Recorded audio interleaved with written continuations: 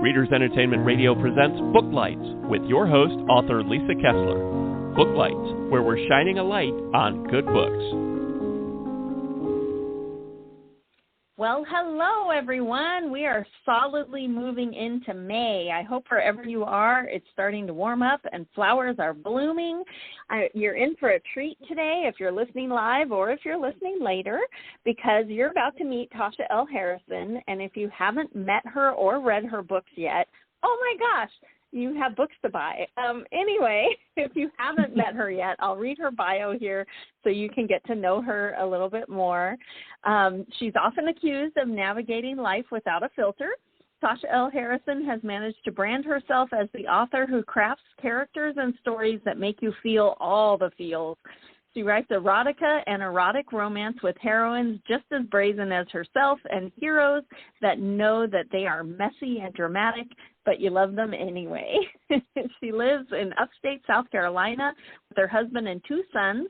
You can find out more at her website. I did put a link to her website right there on Blog Talk, so if you're listening live or if you're listening later, you can click that anytime and check out her website, what she's up to. She has a really great Patreon that's going, so we'll talk about that, I'm sure, but there's a link there so you can get involved on her Patreon and sign up for her newsletter, so don't forget to click the link. But I don't want to delay anymore. Tasha, are you there? Yes, I'm here. Yay! Thanks so much for coming on today. I know that you are having a wonderful vacation at the beach, right? Yes, much needed. First of the year. Yes. Well, thanks so much for spending some of your vacation with us. No problem. And the new book that you have out, She Said Yes, it takes place at a beach, doesn't it? Isn't it somewhere exotic? Part of it, it's in Costa Rica. So part of it is in city, and then the jungle, and then the beach. Yeah. So it's very exotic locale for people who like that kind of thing. And can you tell everybody about the book? Because it has quite an internet following on Twitter. But for people who maybe aren't on Twitter and don't know, can you tell us about She Said Yes and why everyone should go grab it? Sure. It is the second book in a duet. The first book is If She Says Yes. And it's older woman, younger man story, something I kind of wrote like just for funsies. And I thought, silly me, I thought that I would just write like that little short novel and be done with it. And then people just got obsessed with these characters and were like, we want the rest of the story, because I ended it on a happy for now. And So the second book is everything they wanted to find out from the first book, like what happens after they get together at the end. I love it. So all the readers out there listening, what you have learned is if you tell the author, this is what we want, sometimes they give it to you, right? Sometimes. This is the first time I've ever been harassed into writing a second book. But I think you hit a sweet spot with the older woman, younger man trope. There aren't as many of those out there as there are, the older man, the silver fox, and the younger woman. Why do you think that is? For that exact reason, that there's very few out there. And I think that the older man, younger woman sometimes can get a little bit too taboo, like you read them and you're like, okay, something about this feels a little bit icky. Right. And I think like this is hot, but also, no. Yeah. But also, this is my daughter. Yes, that sort of thing. It kind of freaks you out a little bit. It's like, yeah, it's a little icky. Right. But which is fine. Like everybody has their preferences for tropes. And I have read older man, younger woman books that I do like. But typically I don't even register it until the author makes a big deal out of the age difference. And I think that's what kind of squicks me out. It's like, oh, why are we focusing so much on her being so much younger? That kind of freaks me out a little bit. But yeah, I guess because not so many people write older woman, younger man, and very few Black romances or interracial romances have older woman, younger man tropes, that, you know, it just hit a ready and waiting market. Yeah, and I also, I should tell everyone, I know Tasha and she's like a friend, but I know that when you were writing this book, and I'm reading little excerpts and teasers and that kind of thing, that you made the heroine be a regular, you know, she's not like an older woman heiress who all the men are after for her money. She is like a normal human being, so it's really easy for the reader to relate and go, wow, what if that was me? I could do that, right? I think you really did a great job of making her so relatable that she could be someone in your family. I think that was a real... for me anyway, as a reader, that was something where I was like, okay, I like her. I would be her friend, right? You know what? I didn't even think about that. I don't think I'm very good at writing like those high fantasy type romances where, you know, like some billionaire hero comes in and swoops them away. I think that Darcy is well off. She's not. So the balance is there. He's well off. She's well off. They both have money. They both have their own businesses. And, you know, like they're not coming from a place where one person is kind of like at a disadvantage, except for emotionally. Mm-hmm. So they're kind of, and they're even kind of in the same, on the same page as far as that goes. But yeah, I never even considered the fact that I didn't make her like, you know, swoop in on a helicopter rich. Huh. Right. Yeah. Well, sometimes I feel like I haven't read a lot of books where it's the older woman, younger man, but when I have, often they set her up that, you know, I guess probably to make her even more attractive. There's a trust fund, or she's a widow, or, you know, there's something that gives her more, maybe it's power. I'm not sure, but I think it is. I think it's really refreshing. Power. Yeah, I found it refreshing that Darcy was, you know, somebody that I might know. Thanks. I didn't even know I did that. Well, there you go. So you sort of touched on it a little bit, but what was your inspiration for writing the first book and the sequel? What made it pop in your head? Did you see a movie? Did you read a book? Where did that come from? It was a combination of things. First, it was the first year of pandemic, so I was kind of writing a lot of things.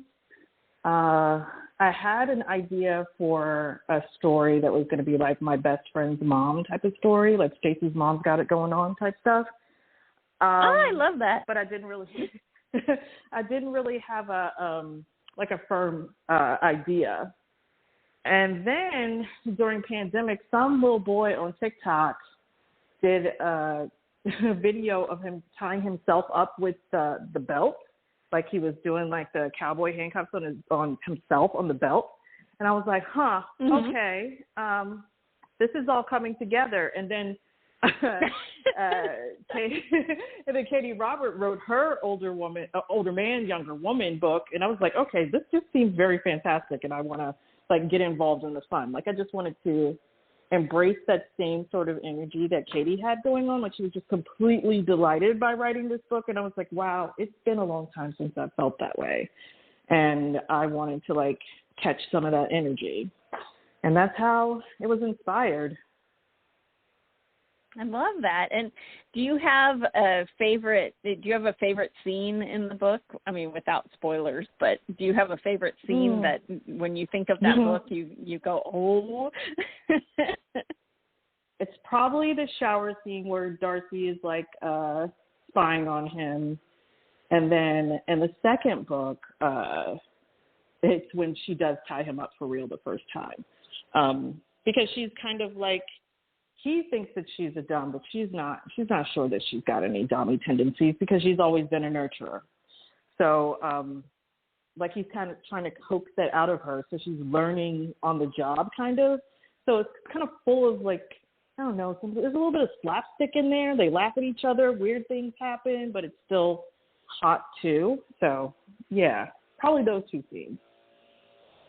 I like it. So is there a little bit of like a BDSM thing going on in the book or no?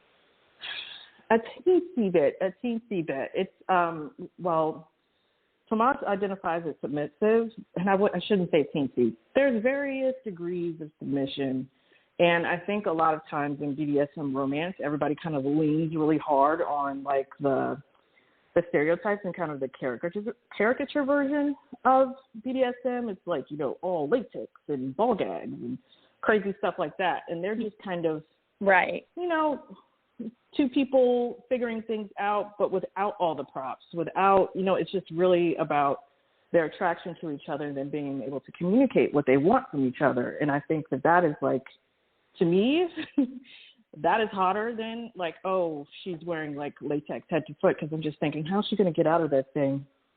Right. And there's like breathe. First, how to get in it, and how does she get out of it? Like, what is the point of this? Right. But yeah, I think that I'm definitely one of those type of readers that if I'm going to read like kinky romance, it'll be more of a mindfuck than like all of the bells and whistles type stuff. Right. And I think if it's done right, I love laughing in a sex scene, because it can be, it can almost make it hotter because it seems like less of a performance. Sometimes in the BDSM books with all the scenes and the things and, it becomes performance instead of, that it's two people getting more intimate, Right. And what's strange about it is that the whole point of like a BDSM romance is just to exhibit like a deep communication and a different type of connection that the characters have. But adding in all that other stuff creates a distance to me personally. Like it feels a little bit colder and a little more distant than it would feel if you didn't have all the props or like huge setup scenes and stuff like that. Right. And I know for like me personally, it sometimes I read those things and I'm like, oh my God, I fall on my face. How are they weighed? How do you, whereas it seems a little more realistic to me that somebody falls off the bed and gets a sex injury, Yes. Definitely that. And no one falls on their face, but it's kind of like things that happen in real life. Like he accidentally comes in his own face and he's really upset about it. Like, what happened? What? He's like, okay. And then she's laughing and he's humiliated. But like stuff like that happens. Nobody ever like puts stuff like that in a book, like just like we had this really intense hot moment, but here's a little bit of comedic relief, Right. Not only just to break up the tension, but to just like demonstrate how like real people kind of interact in these situations, even though they have, he's tied up and she's doing something she never did before. And he, like it's, I think it's just more wholesome. Yeah. Well, it shows them connecting on an emotional level, not just physical, so it makes them, to me, it makes them feel more real, like real people. True. I wanted to ask you, because you mentioned the pandemic when you were writing this book, and anyone out there who reads my books, a lot of the recent books have all said, oh, thanks to the word makers, because Tasha, during the pandemic, when none of us could concentrate because the whole world's on fire at the beginning of the pandemic, and we don't know how this virus gets transmitted and everyone's staying in their house, and I was desperate to get words on the page, and I couldn't focus. And then I found that Tasha had this group she was making where we would work on Zoom together, and it was a miracle, and I was able to write all kinds of books. And do you want to tell everybody about Word Makers and what it is and how you brought that about? Sure. It's way more sophisticated now than when it first started. And Lisa was there in the early when we were days. on Facebook. Yes, we've been through many iterations. Went from like Zoom links on Twitter to a Facebook group, and then we moved to Mighty Networks. But it was born from the 20K in 5 days project that I started. It's a writing challenge that I started for myself because I was having a hard time just getting inspired. Like I had a bunch of ideas, but I just didn't know where to start. And I needed accountability. I needed witnesses. I needed a schedule. Peer pressure is good. Yes. I just needed a lot. And I felt like, I suggested it to one of my friends and they were like, oh, well, you said it now out loud. So now you have to do it.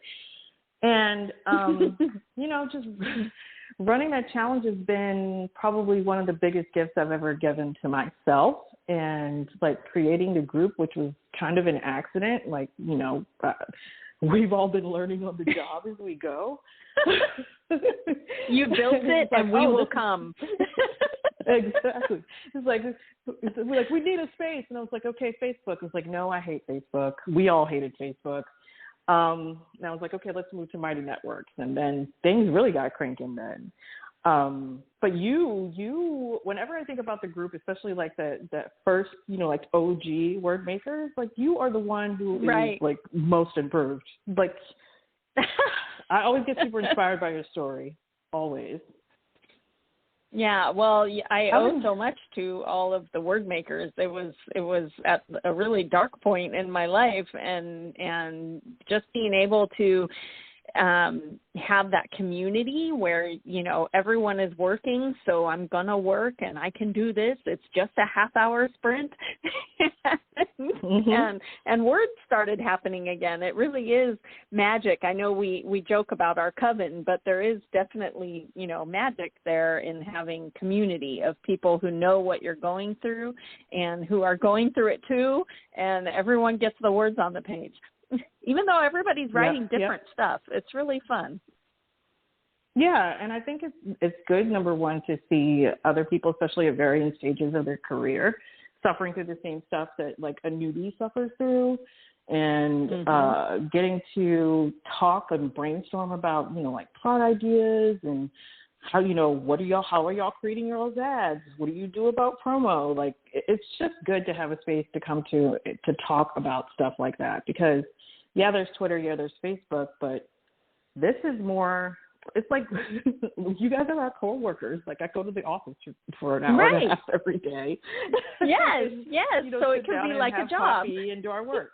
Yes, and that's really what it is. It's like we've made our own jobs, but it's also, I mean, not just you, but lots of people have either written their first book or picked up writing that they had dropped a long time ago. For me, it gave me the schedule and structure I needed to like really think about what I want my writing career to be. And I don't know, it's just been a huge gift. I'm super thankful for all of y'all. Yeah.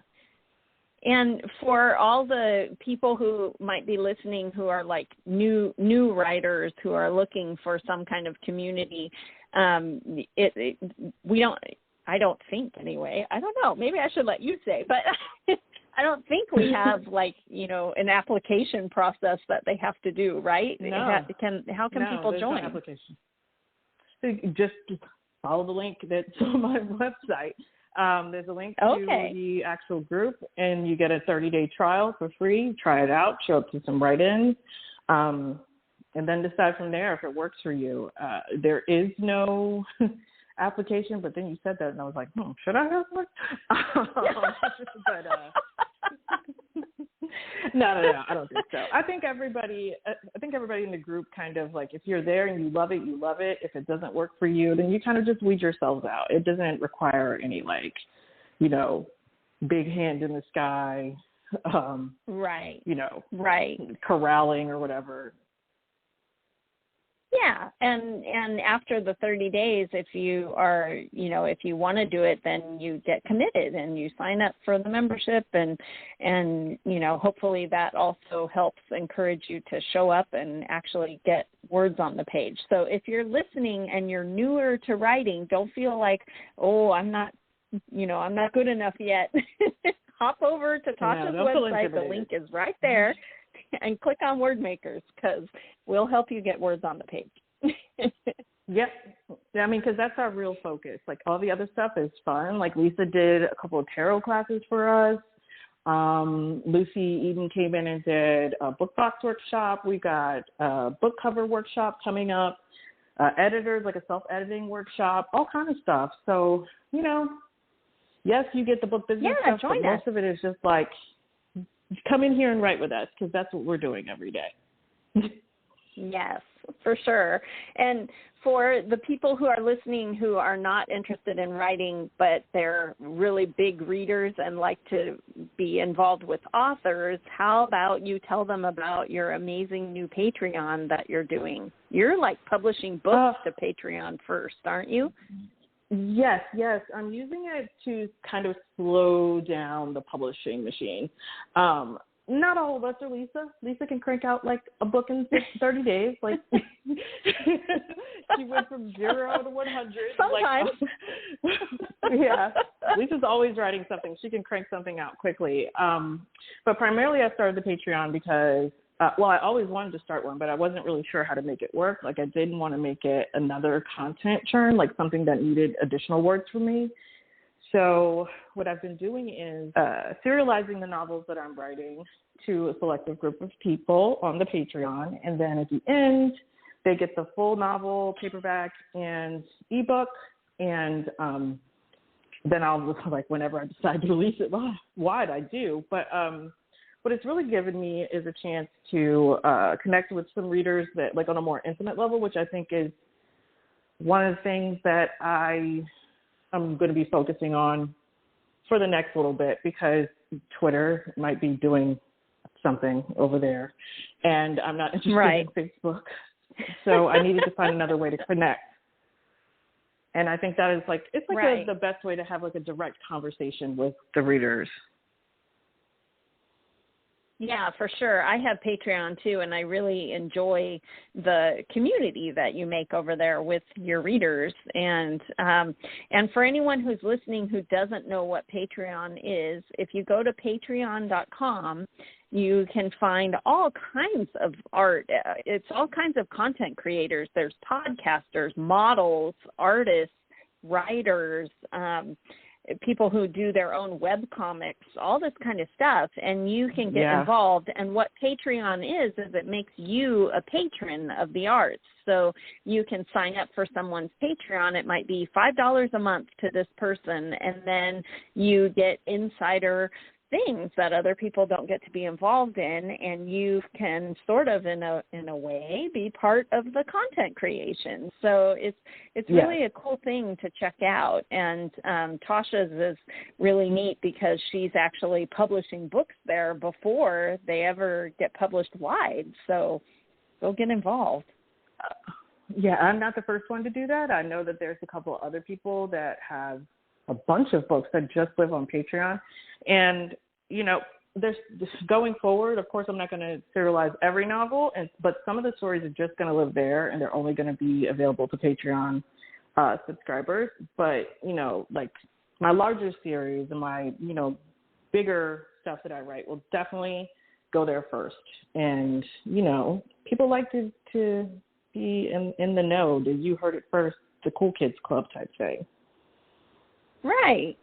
Yeah, I think it's a really fun place over there. So anyone who's listening, click on Tasha's link again and hop over to her Patreon because it definitely is a fun place to be, and there's lots of steamy things to read over there too.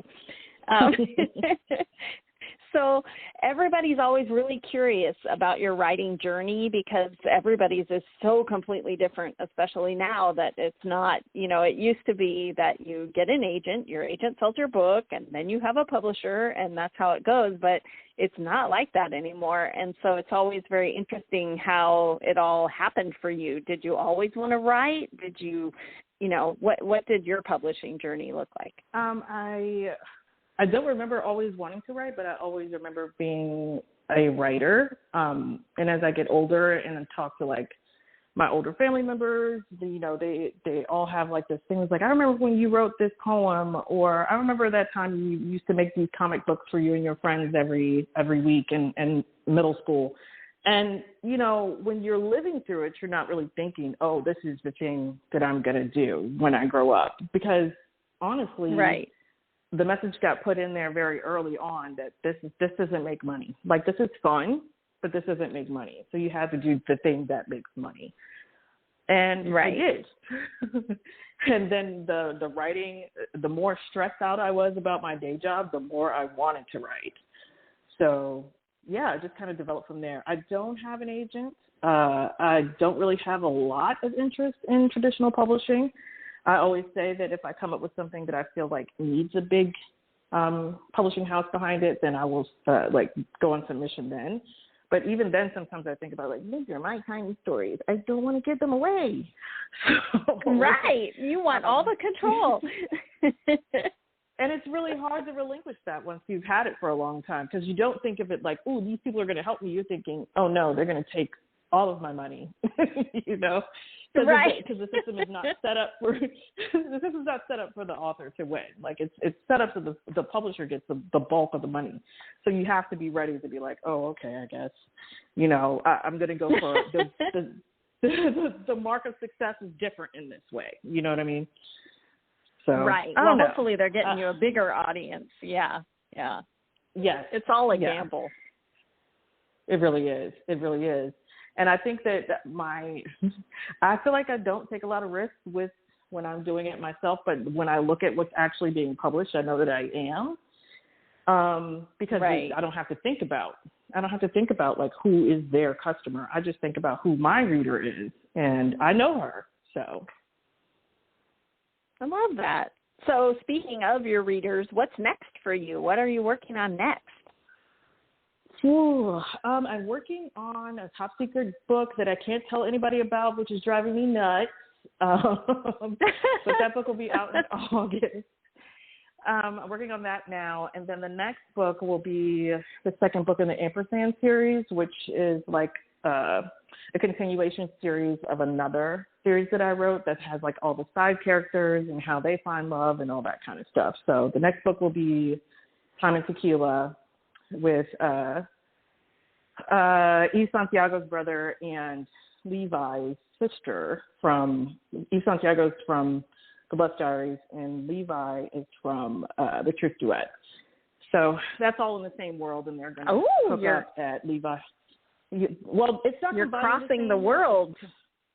Yeah, I'm bringing them all together because Levi and Ava, who is Ava is Eve's best friend. Ava and Levi are getting married, so that's bringing all of their friend groups together. And I just want to see, like, it's chaos. Like, every time I look at the plot, I was like, why did you think that having a story built on, like it's like one event happening, done from several different points of view, seemed great before I started. It's a lot of moving pieces. Well, before we run out of time, I wanted to mention the Lust Diaries, because that was really, if people who are listening were into Radish, it was like this giant thing on Radish. And where can people find the Lust Diaries now? Well, it's not on Radish anymore for reasons, but you can still find it. It's back on sale at Amazon. It's in Kindle Unlimited, so you can get it there. Oh, yay. Okay, so everyone look in KU and grab the Lust Diaries. I promise you won't be sorry. Just saying. So before she cuts us off, how can readers get in touch with you? I know I told everybody you're on Twitter, but where else can they find you? Anywhere? Everything you need to know about me you can find at TashaLHarrison.com. I'm Tasha L. Harrison on Instagram as well, and Tasha L. Harrison on Twitter. I'm trying to get a little bit more active on Instagram, but, social media, Yeah, it's a lot. It's a whole nother job. Yeah, it is. Well, thanks so much for coming on at your vacation. Thanks for taking us to the beach with you. And everyone who's listening, quickly go out and be sure that you grab If She Says Yes first, because it's really great, and then grab She Said Yes, because really it will make your weekend so much better. Your week. I guess it's Monday. Oh, yeah, what it is time? Monday. Well, thanks for being here, Tasha. Thank you for having me. Okay, and everybody hop over to Tasha's website and you can find Word Makers and her Patreon. See you guys next week. Thanks for joining us on Booklights. Be sure to connect with us at www.readersentertainment.com for articles, blogs, videos, and podcasts that matter to readers.